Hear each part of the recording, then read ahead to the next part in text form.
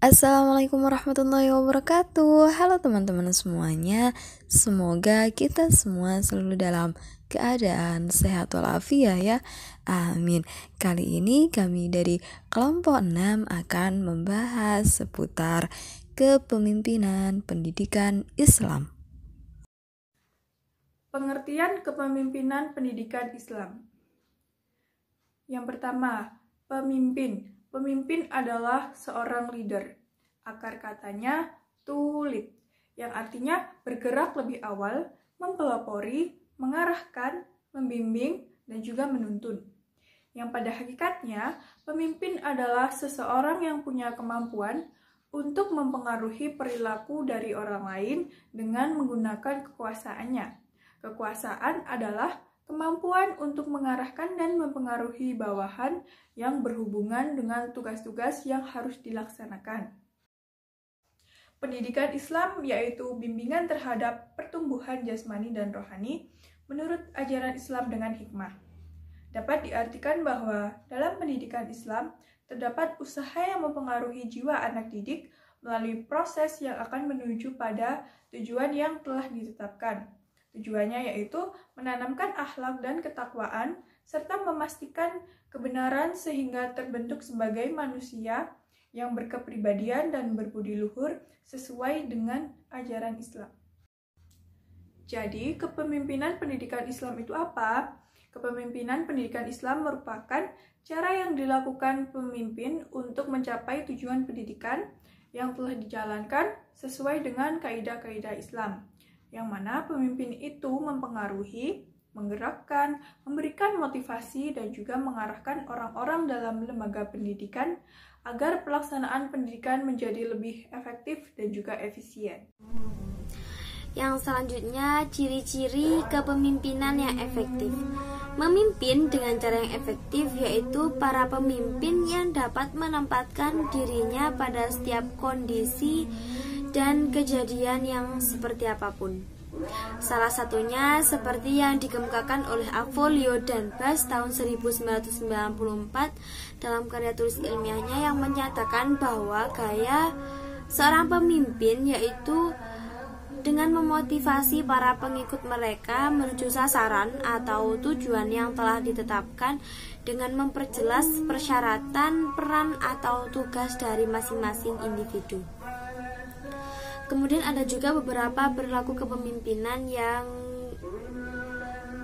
masuk pada kategori efektif.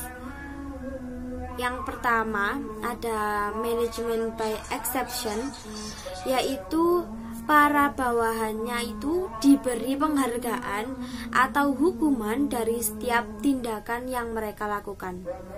Yang kedua, contingent reward, yaitu pemimpin yang memberikan penghargaan pada bawahannya tergantung dari keberhasilan yang dicapainya.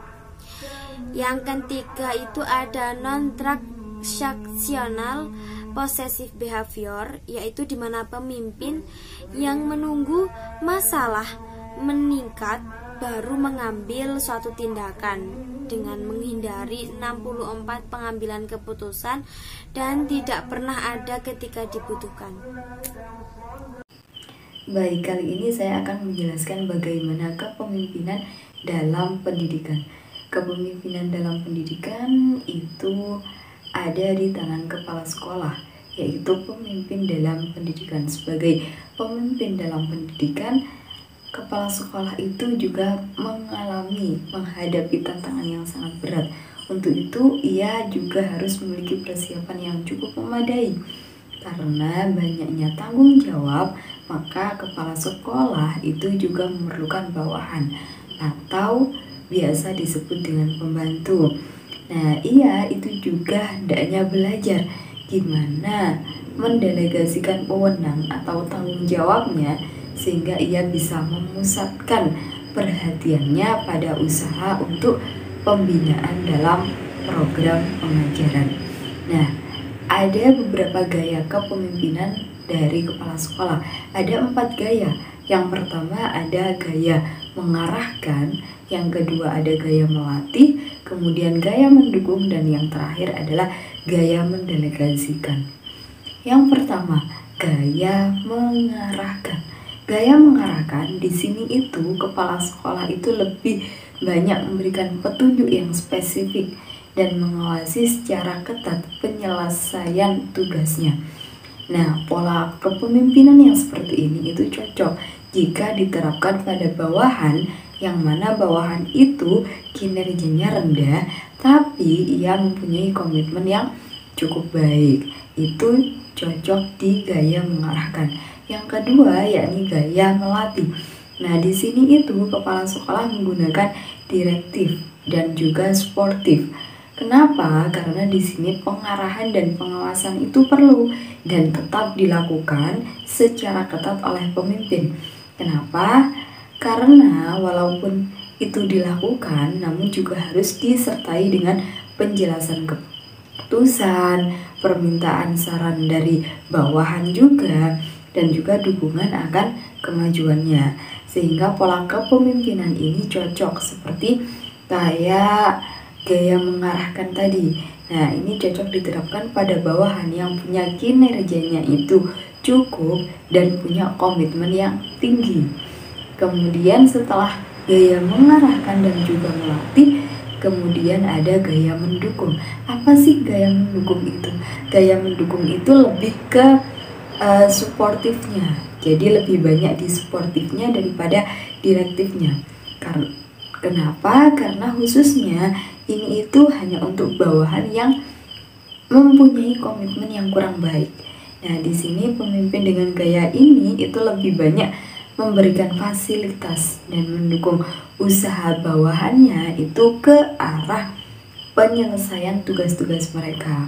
Nah, setelah mengarahkan, melatih, kemudian mendukung, dan yang terakhir adalah gaya mendelegasikan. Ini adalah gaya terakhir dari gaya kepemimpinan kepala sekolah. Kenapa? Karena di gaya mendelegasikan ini lebih diimplementasikan atau lebih dicontohkan bagi bawahan, bagi mereka yang sudah menjadi orang kepercayaan. Orang kepercayaan siapa? Yakni orang kepercayaannya kepala sekolah. Jadi di sini direktif dan suportif itu tidak banyak diberikan. Jadi direktif dan suportif itu lebih banyak diberikan di gaya kedua dan ketiga tadi. Nah, oleh karena itu pemimpin di sini atau kepala sekolah di sini itu lebih banyak mengarahkan pengambilan keputusan dan tanggung jawab kepada bawahan. Jadi harus urut dari mengarahkan dulu, kemudian melatih, mendukung, dan yang terakhir yakni mendelegasikan. Jadi itu adalah bagaimana kepemimpinan dalam pendidikan. Jadi ada 4 gaya kepemimpinan. Yang pertama yakni melatih, kemudian mengarahkan dulu, kemudian melatih, terus mendukung, dan yang terakhir adalah mendelegasikan. Tipe-tipe kepemimpinan. Tipe kepemimpinan sering disebut sebagai gaya kepemimpinan atau leadership style, yaitu norma perilaku yang digunakan oleh seseorang pada saat orang tersebut mencoba mempengaruhi perilaku orang lain. Nah, ada 8 tipe kepemimpinan yang disebutkan oleh 3 ahli, yaitu Dungeon, Pursanto, dan Fandi. Yang pertama, kepemimpinan otokrasi. Tipe kepemimpinan otokrasi bisa disebut juga sebagai tipe kepemimpinan diktator atau tipe kepemimpinan direktif, yang mana orang yang menganut pendekatan ini dalam memutuskan pendapatnya dilakukan tanpa berkonsultasi dengan karyawan atau staf, dan pendapatnya tersebut harus dipatuhi dan dilakukan oleh karyawan atau staf tersebut. Jadi, dalam kepemimpinan ini, pengambilan keputusan dilakukan secara sepihak oleh pemimpin tanpa mempertimbangkan masukan dari staf atau karyawan. Yang kedua, yaitu tipe kepemimpinan demokrasi. Gaya kepemimpinan demokrasi disebut juga sebagai gaya kepemimpinan konsultatif atau konsensus. Penganut aliran ini selalu melibatkan karyawan dalam proses pengambilan kebijakan, walaupun keputusan terakhir tetap berada di tangan pemimpin. Jadi, dalam kepemimpinan ini, pemimpin tetap menampung masukan atau pendapat dari karyawan untuk dipertimbangkan kembali apakah dia akan menjadikannya sebagai keputusan akhir atau tidak. Yang ketiga yaitu tipe kepemimpinan laissez-faire.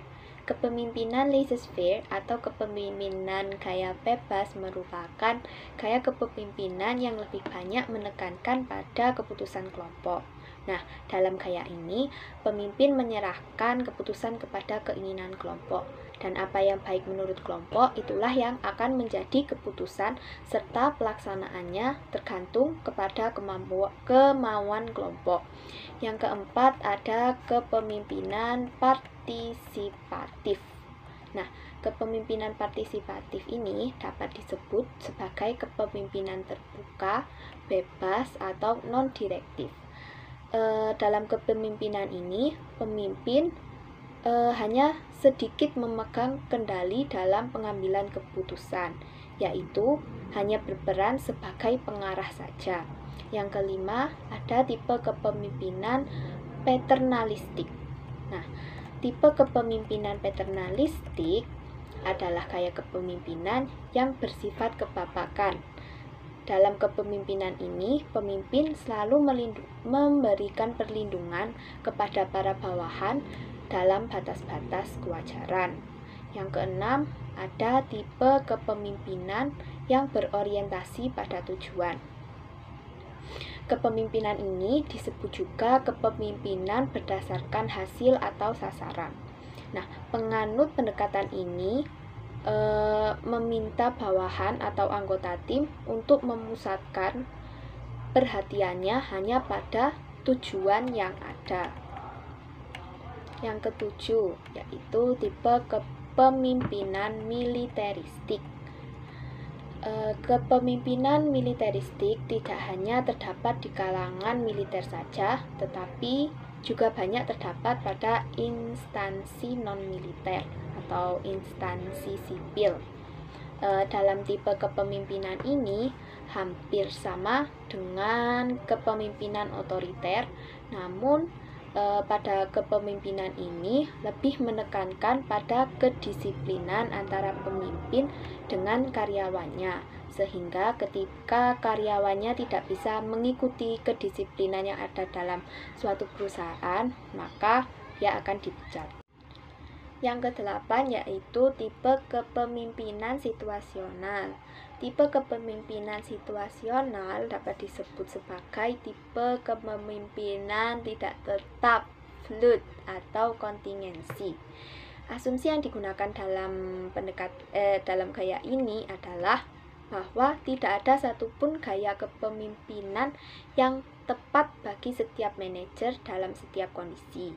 Oleh karena itu, gaya kepemimpinan situasional akan menerapkan suatu gaya tertentu berdasarkan pertimbangan atas faktor-faktor seperti pemimpin, karyawan, pengikut, dan situasi.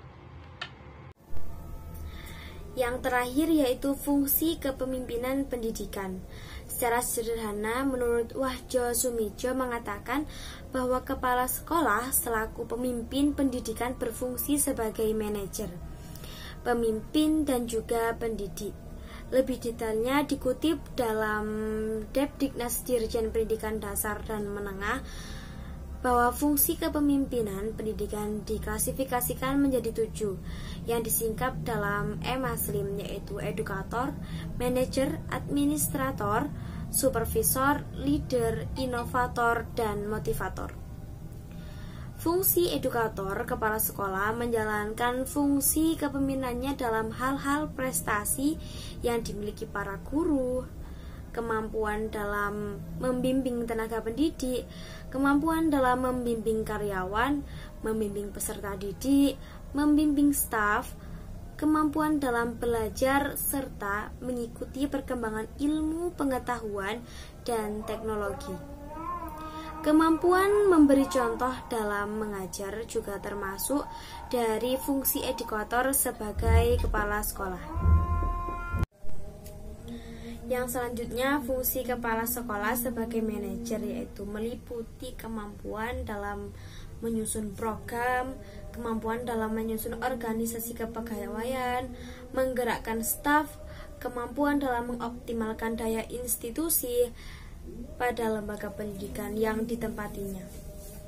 Yang selanjutnya ada fungsi administrator. Nah, di sini fungsi kepala sekolah yaitu kemampuan dalam mengelola segala administrasi yang menyangkut dalam proses belajar mengajar, kemampuan mengelola pembimbing dan konseling, kesiswaan, ketenagaan, keuangan, sarana dan prasarana, mengelola administrasi persuratan, dan lain sebagainya. Yang selanjutnya yaitu fungsi kepala sekolah sebagai supervisor, bermakna bahwa kepala sekolah ini bertindak sebagai manajernya. Ya, seperti itu. Yang selanjutnya, fungsi kepala sekolah sebagai leader, bermakna bahwa kepala sekolah ini menjalankan tugas dan tanggung jawabnya sebagai inovator dan motivator dalam lembaga pendidikan.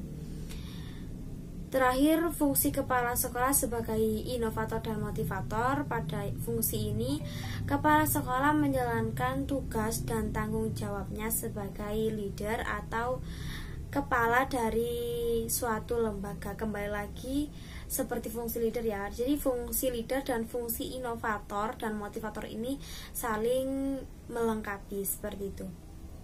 Oke, yang selanjutnya yaitu menurut Rahmat, dia menyederhanakan ada 7 fungsi dari kepemimpinan pendidikan dan dirangkum menjadi 2 fungsi utama, yaitu sebagai manajer dan leader.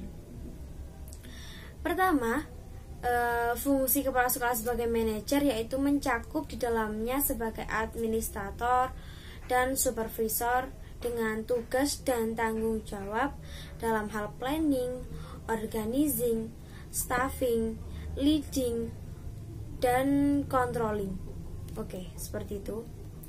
Yang kedua yang terakhir ini, fungsi kepala sekolah sebagai leader yaitu mencakup di dalamnya sebagai inovator dan motivator dalam lembaga pendidikan. Sekian dan terima kasih. Sekian penjelasan dari kelompok kami. Apabila ada salah kata atau salah penjelasan dari kami mohon maaf yang sebesar-besarnya. Terima kasih. Wassalamualaikum warahmatullahi wabarakatuh.